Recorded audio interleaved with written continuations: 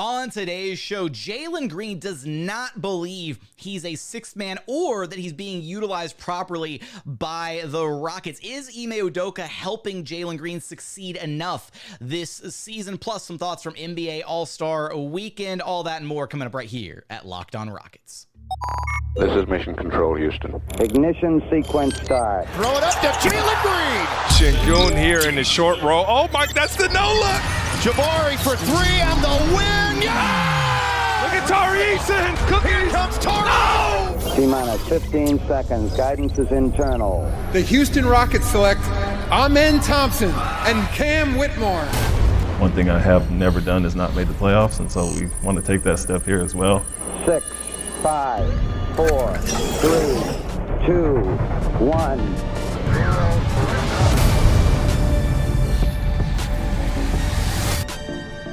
What's up and welcome to another edition of Locked On Rockets, your daily podcast home for everything Houston Rockets basketball. As always, I'm your host, Jackson Gatlin, native Houstonian and credentialed media member. I'm also the host of Locked On NBA Mondays. Be sure to follow along on Twitter at JT Gatlin and the show, of course, at Locked On Rockets, free and available wherever you listen to your podcasts, including YouTube. And as always, thank you so much for making Locked On Rockets part of your day every single day, whether it's on your way to work, on your lunch break, in the gym. Thank you for being an everydayer and making the show part of your day every single day.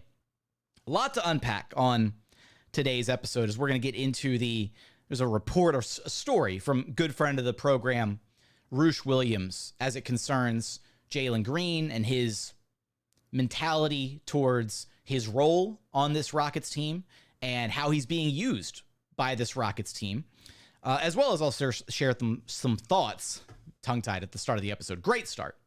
I'll share some thoughts on NBA All-Star Weekend 2024 near the end, but let's go ahead and start with the big stuff here because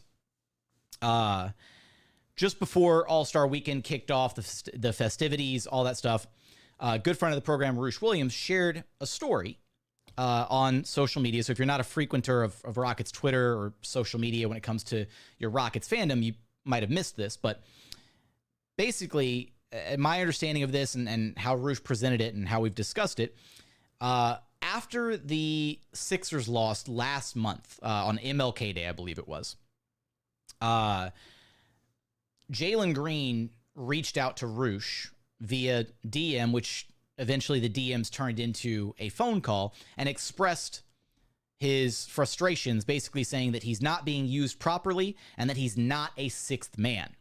And this was in direct response to Roosh, who had basically said that day that he was ready for Cam Whitmore to start ahead of Jalen Green, and that he was ready for Jalen Green to be moved to the bench, more or less something along those lines.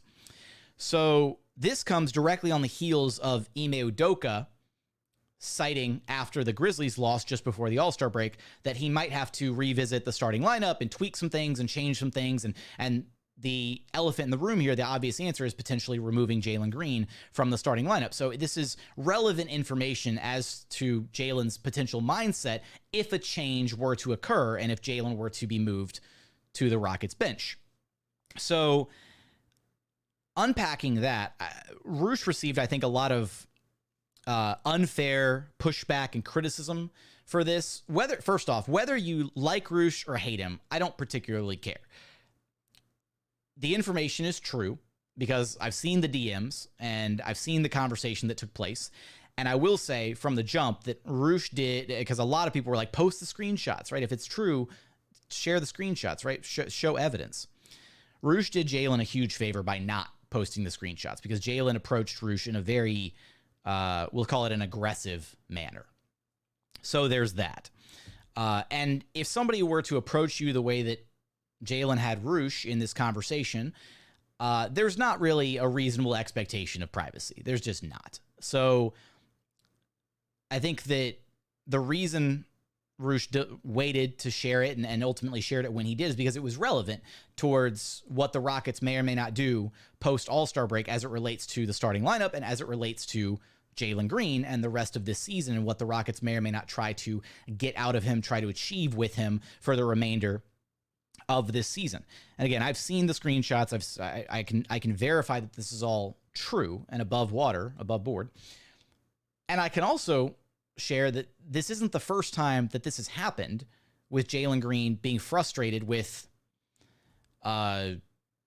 influencer, if you will, because Roosh is not a media member. He's not a journalist. But for me, I actually had a situation with Jalen back in January. This was on the road in Boston. I hadn't been to a home game since before Christmas. The last home game I attended was the Rockets-Suns game, EG's first trip back to Toyota Center after being traded. And so I hadn't been around the team for a few weeks. And this directly coincided with the stretch of play by Jalen Green, where he was playing some of the worst basketball of his career, unfortunately. And it was really tough to watch. It was really tough to cover at the end of the day, because the problem here, and I think that this is the misconception that people have about me, unfortunately, is I think that some people think I take joy in talking about when player X has a bad game or whatever, and you can label and say, oh, he's an agenda pusher, he's against this, he's against that. I take zero joy when a player has a bad. It's not fun for me. I don't like watching bad basketball. I don't like watching players struggle. My life would be infinitely better and easier if the Rockets were just all playing like superstars every single night, right? And the team was incredible, and I never had to talk about bad games, and I could only talk about the good stuff, right? That would make my life a whole hell of a lot better. So I have no like vested interest in, the failure of a single player or individual or any of that. That's not the case whatsoever. Good things happen, I talk about them. Bad things happen, I talk about them. That's how this show works. That's how I cover the team. So unfortunately, this was during the stretch where Jalen was playing some poor basketball, some of the worst basketball of his career, unfortunately. And it coincided with, my absence from the team. I had been incredibly critical of Jalen's play during this stretch. And I believe even I had brought up at one point, similar to Roosh, the idea of potentially, I hadn't quite gone there all the way, but the idea of moving Jalen Green to the bench, possibly, just change of scenery, less pressure coming off the bench, whatever. And so he took exception to that. And in the visitors' locker room in Boston, he voiced frustrations with my criticisms of him, with my commentary on his play. And this was not a conversation. This was not a two-part conversation with two participants. This was Jalen just voicing his frustrations, and deservedly so.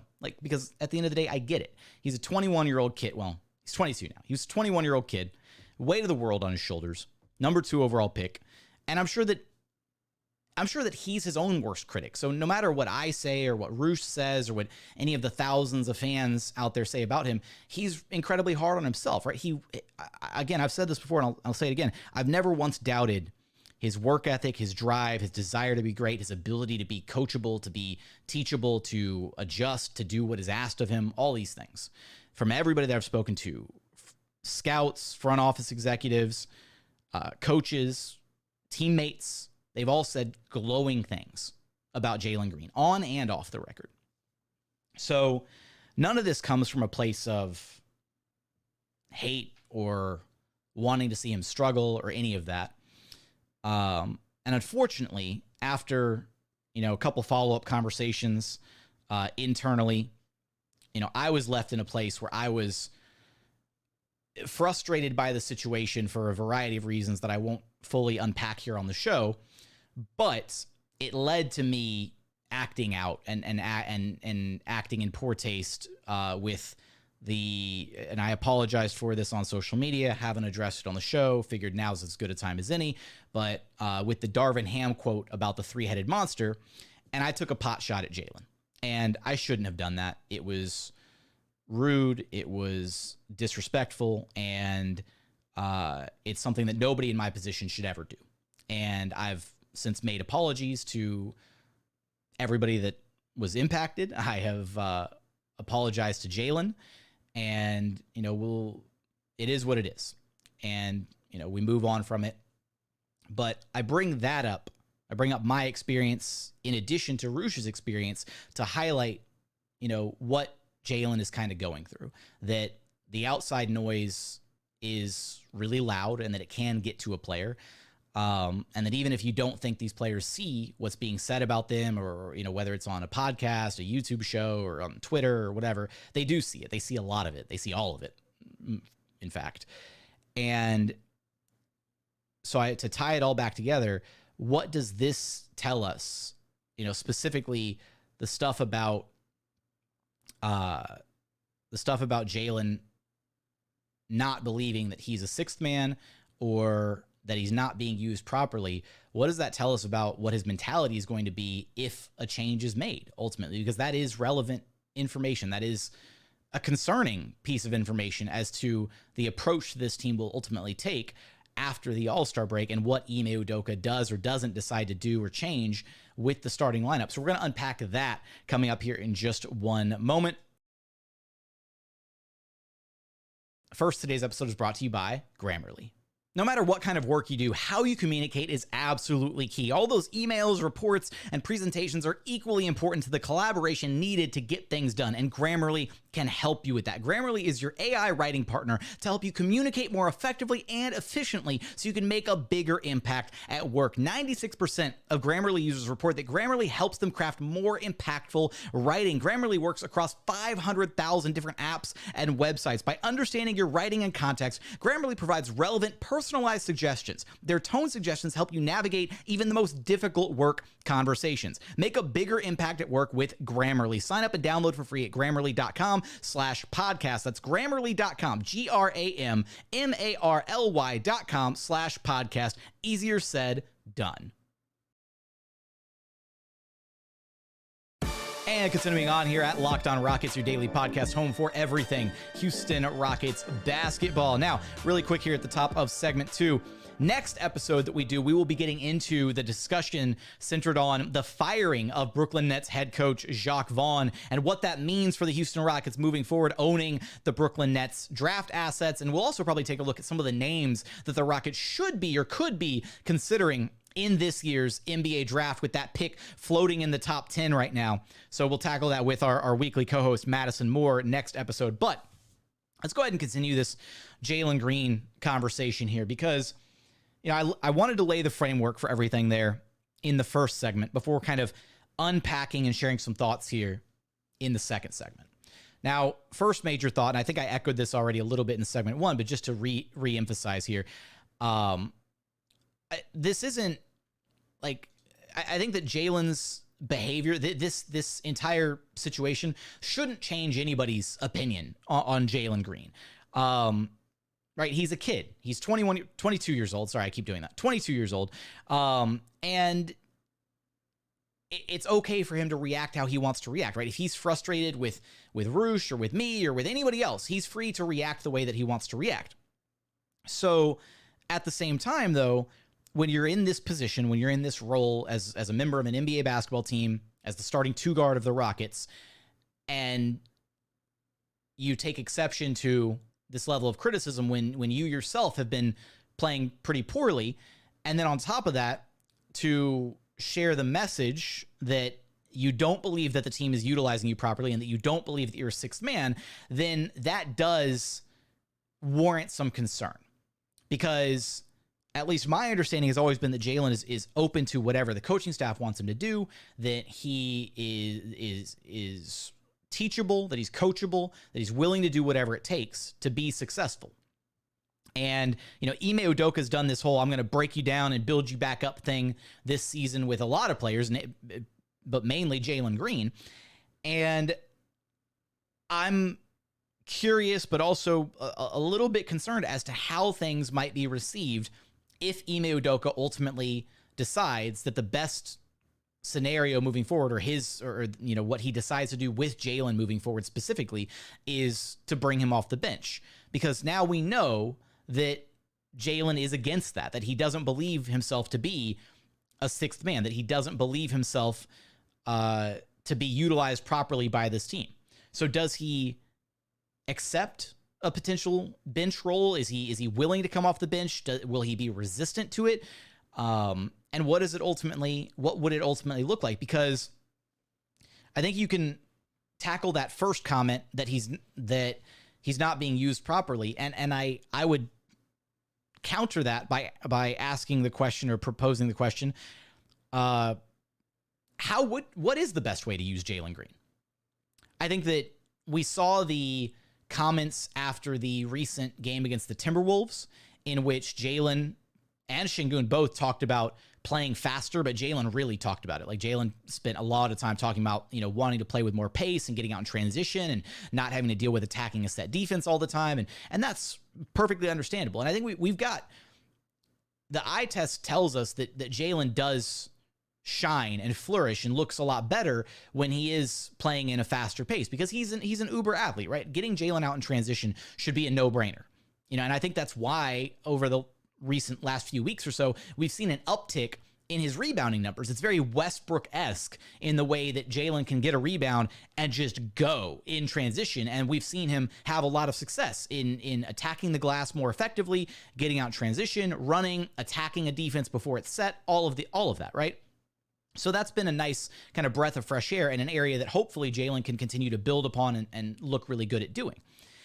But at the same time, I look at all the different ways that this Rockets coaching staff has tried to deploy Jalen Green this season, where he's played a lot off ball, he's played a lot on ball, he's played a lot with the starters, he's played a lot with the second unit where he was the tip of the spear and basically those second units early on where Jalen would come out early in the game and then he'd sub back in late in the first quarter and it'd basically be the Jalen Green show for 5 or 6 minutes at the end of the first quarter, beginning of the second quarter, where it was Jalen and 4 bench guys, and he didn't really take advantage of those opportunities. Then we saw Ime Udoka kind of adjust and start to feature Jalen more with the starters, where he took on more ball handling responsibilities. Fred VanVleet started to play more off ball, and we started to see more Jalen Green, Alperen, Sengun 2-man games, some more Jalen Green isolation, but with the starters out there instead of the bench unit. And I really do just struggle to see where or how this coaching staff could use Jalen in yet another different way. I really do feel like Ime Udoka has done a lot, has adjusted and changed rotations and lineups and his approach, the offensive hierarchy at times, because very early on, it was clear that Sengun, VanVleet pick and roll was the bread and butter of this Rockets team, as well as just Sengun post-ups and face-up opportunities where the offense was just running through Sengun. And then they pivoted from that. They moved away from that and started featuring Jalen Green more in the offense, or trying to feature him more, whether it was at the start of the game where they would run the first 2, 3, 4, 5 plays all for Jalen Green to try to get him going early, or coming back from halftime and running a bunch of plays for Jalen out of the half to try and get him going in the third quarter. I feel like this Rockets coaching staff has done a lot to try and unlock Jalen Green, to try and put him in the best position to be successful this season. And it's come with mixed results, because we've seen some games where Jalen Green looks like he's a future bona fide star level player. And then we've seen some games where he just looks really bad, where he looks like he doesn't even really have an argument to be a part of a 8 or 9 man NBA rotation. And that's the issue, is we've seen these pendulum swings from really good to really bad, back to really good, back to really bad. And if Jalen could just get somewhere closer in the middle, even if you eliminated the highs, right? Even if you eliminated all the games where Jalen looks like a future superstar, but if you also, by that same token, eliminated the lows, the really bad games, and kept him somewhere in that middle bracket, then I think a lot of people, myself included, would be a lot more appreciative or happy or whatever with the performances, because it's the swinging back and forth from the crazy highs to the crazy lows that is ultimately what's problematic for Jalen. And I just can't wrap my head around what other ways this coaching staff could utilize him differently other than a move to the bench, because players have talked about this before. The game is very different when you are a starting player, when you're in the starting lineup, and when you have to, get the game going from the jump, versus being able to be on the bench and study and see the game for the first, 5, 6, 8, 7 minutes, whatever. I don't know why I went out of order counting there, but Eric Gordon has spoken about this, about his role, right? His roles in the past, coming off the bench versus starting. And you approach the game differently. There's a different mental component to being able to see how a game is going first, reading things, picking up on things, understanding how the officials are calling a specific game, how certain teams are guarding certain actions, all those little things that you can pick up on the bench for the first 5 to 8 or so minutes of the game before you check in, and then being able to play, and also subsequently being able to play, A, you're playing fresh off the bench, and then B, you're also playing against largely second unit level players. So I think there's overall less pressure, less expectations in that role, and that could be a really beneficial thing for Jalen Green moving forward.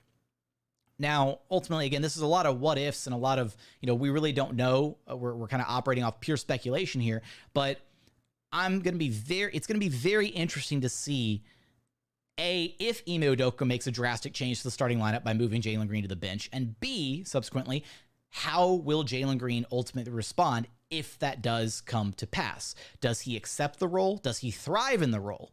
And if he thrives in that six-man role, is there something about that approach to being a sixth man or coming off the bench that can then be transitioned and adjusted and then applied to his potential role, and maybe he finds a way to fight his way back into the starting lineup potentially? So the Rockets have a lot of choices to make the back half of the season post All-Star break. Ultimately, if the play-in tournament is out of reach, I would love to see them just focus on the core six as much as possible. If you can find something with Jalen Green, if you can find a way to, unlock him here in the final third of the season, final little stretch of the season before the offseason gets here, and you can concretely feel confident about, hey, this is a new version of him. We found something. We understand how we can make him a winning, impactful player in this specific role or utilizing him this way, then that's a huge win, I think, for the organization. Will they be able to do it? I don't know. But those are all my thoughts on the recent Jalen Green discussion. I'm curious your thoughts. I want to know how you feel about everything that we just went over these first couple segments. Let me know your thoughts in the YouTube comments. But coming up, I do want to get into some quick thoughts on NBA All-Star Weekend 2024. We're going to get there in just one moment.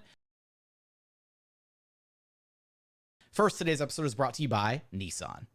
Are you the kind of driver that likes to push things a little further? Ever wonder what adventure could be around the very next corner? Our friends at Nissan have a lineup of SUVs with the capabilities to take your adventure to the very next level. The 2024 Nissan Rogue is perfect for city drives and great escapes. Class exclusive Google built-in is your always updating assistant to call on for almost anything. Gone are the days of connecting your phone. Google Assistant, Google Maps, and Google Play Store are built right into the 12.3-inch HD touchscreen right there at your fingertips. The 2024 Rogue is the perfect mid-size crossover for your next adventure, but hey, maybe you want a little bit more space for the family. The 2024 Nissan Pathfinder has room for up to 8, an expansive cargo capacity, and advanced available 4x4 capability with 284 horsepower and up to 6,000 pounds towing capacity. When adventure calls, the Pathfinder is there to answer. So take the Nissan Rogue, Nissan Pathfinder, or Nissan Armada and go find your next big adventure. Shop nissanusa.com.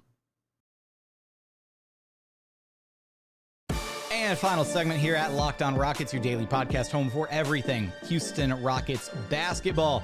Let's talk a little NBA All-Star Weekend, because look, the Rockets didn't have a ton of representation at All-Star Weekend. Unfortunately, we know that Cam Whitmore was asked to participate in the dunk contest and declined, unfortunately. So maybe he was a little worried about having his own Jalen Green level performance in the dunk contest. And look, I get it. There's very little to gain from participating in the dunk contest and a lot to lose if it goes poorly, which is why the participation level and the ultimately the draw for the dunk contest has completely cratered in the last few years. But the Rockets did have one representative at NBA All-Star Weekend, Jabari Smith Jr.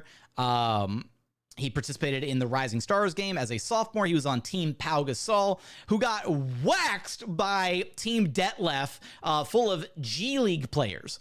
It was probably the upset of the weekend. Jabari was teamed up with Brandon Miller, Victor Wembanyama, Jaime Jaquez Jr., Brandon Podziemski, and they got absolutely cooked by the G League guys. And look, it is what it is. The G League guys have a lot more to prove than the actual players who are playing in the NBA, who have secured NBA level contracts, right? Up and coming star level players.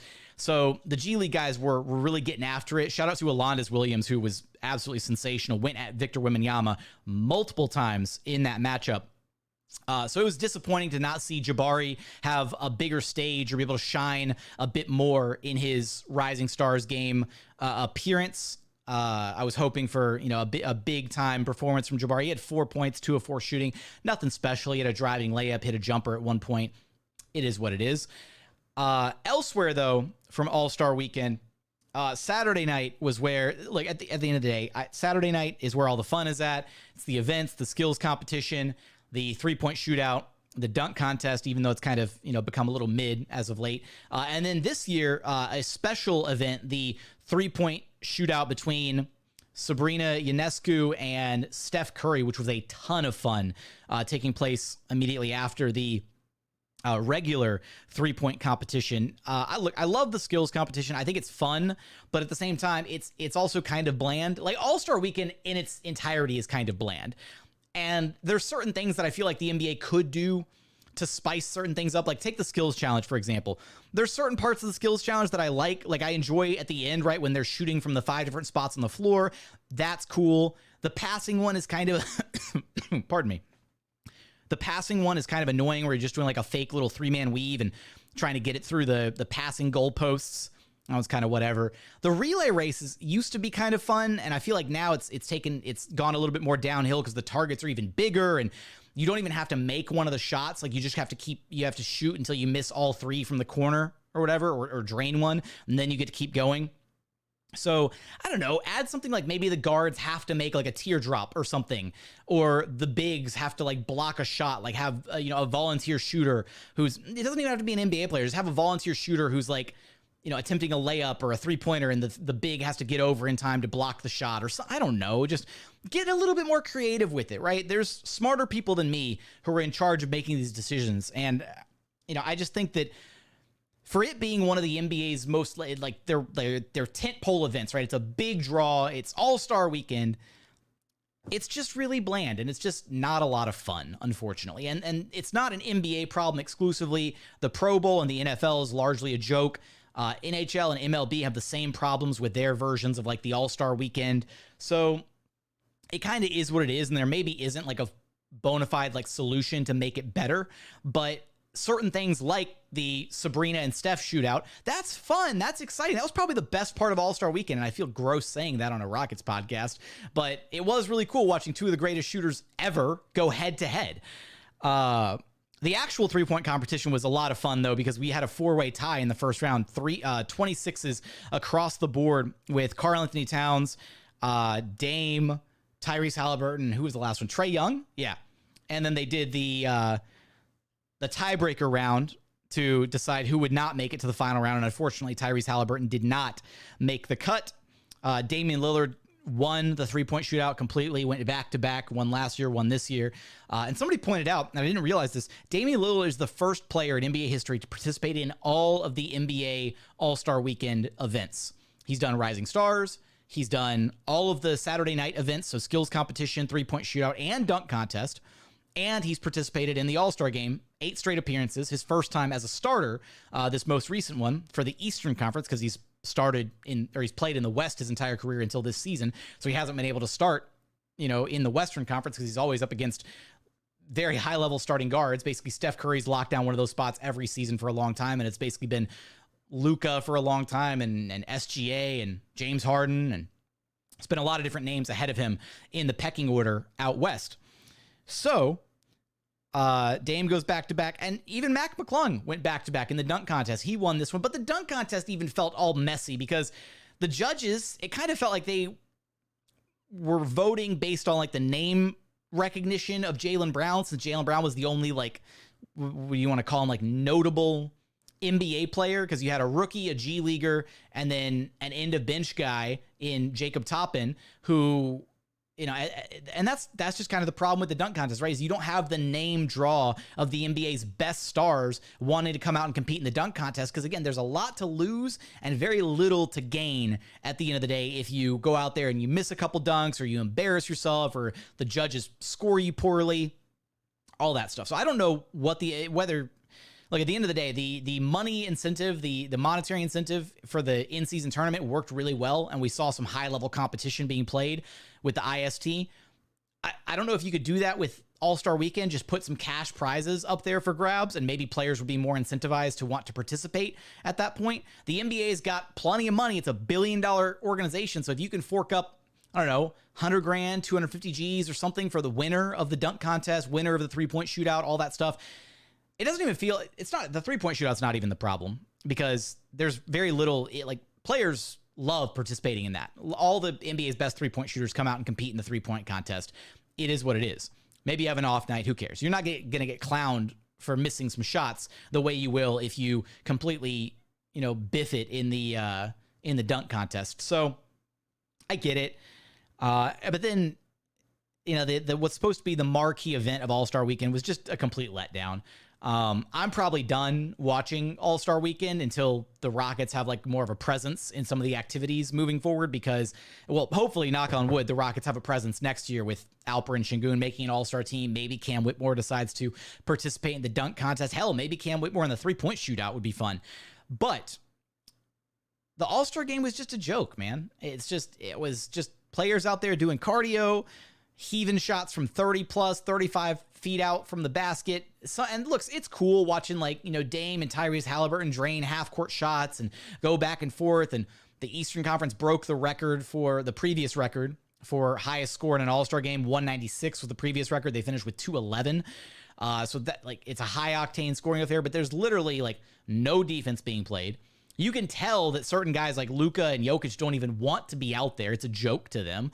So how do you get players to care? Or does it matter? Because at the end of the day, and it's kind of a mentality shift between the previous era of players and the current era of players, because there's a video that was circulating of Kobe Bryant doing an interview talking about his experience with the All-Star game and how he's such an innate competitor that when he stepped out there on the court for the All-Star game, he was going to compete regardless. He was going to work on defense. He was going to compete offensively. He wanted to win because he was a competitor through and through. And he talked about his, when he and Chris Paul were teamed up, that they never lost a game when they were teamed up together because they wanted to compete at the highest level. And those are two guys that do not lack for any ounce of competitive drive as to who they are, their personalities, their human DNA makeup, all that.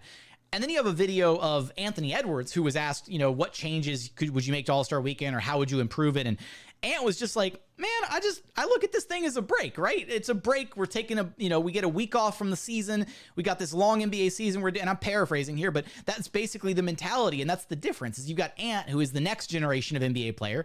And you've got the previous regime. And even members of the previous regime didn't always take it seriously.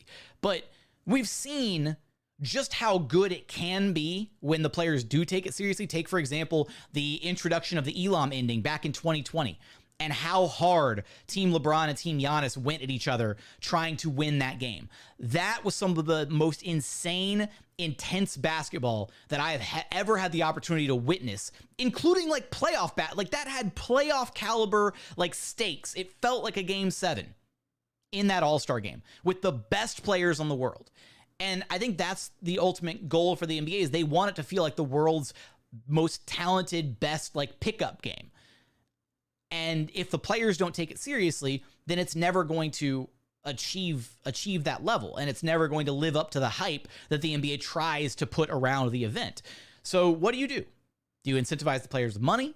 Do you do something like adding, and I've had this thought in the past, but you could add, say, I don't know, put teams in a lottery. Now that it's back to East-West format, you could add, say, a 31st pick to the NBA draft, but put it after the lottery, but before the rest of the pick select. So say pick 15.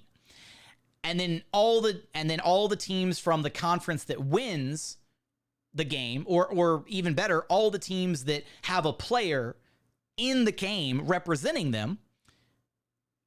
If you win, then you get entered into a raffle to try and win that pick. I don't know. It's just, but this is just me spitballing an idea off rip, or that I've had in the past here on the show. You can have a think tank of NBA employees sitting in a room somewhere, come up with some ideas to incentivize teams and players to take the All-Star game seriously. Again, money is a great a great tool for incentive. I don't know. Somebody else suggested that you give whoever the winning conference is gets automatic home court in the finals. And that kind of works, but then you also kind of realize that there's a lot of players that are playing on these teams that have zero stake in the playoffs, and their teams are not playing, for anything postseason relevance. But I think that the majority of players who are playing tend to play for better teams. So getting home court advantage in the finals would probably mean a lot to them. But the counter argument to it is, okay, well, if you're LeBron and you're playing in the All-Star game and you win the All-Star game, but you yourself don't make it to the finals, and instead, say like the Warriors or some other Western Conference team, the Thunder, the Wolves, whoever, they make it to the finals, then guess what? You just made it easier for that team to win the finals because you helped them secure home court advantage. So yes, it's, interest of self-preservation to want to secure home court for yourself, but you also don't want to help out your opponents, the other 29 teams in the association or the other 14 teams in your conference. I don't know. It's a mess. It was hilarious, though, watching Adam Silver very dejectedly hand over the All-Star Game trophy to the Eastern Conference. His line where he's just, well, you scored the most points. Like, just his... Silver was hyping this thing up like crazy. He said that we were going to see a competitive All-Star Game better than last year's, and it was so much worse. And at this point, I don't know what the NBA can do to fix it.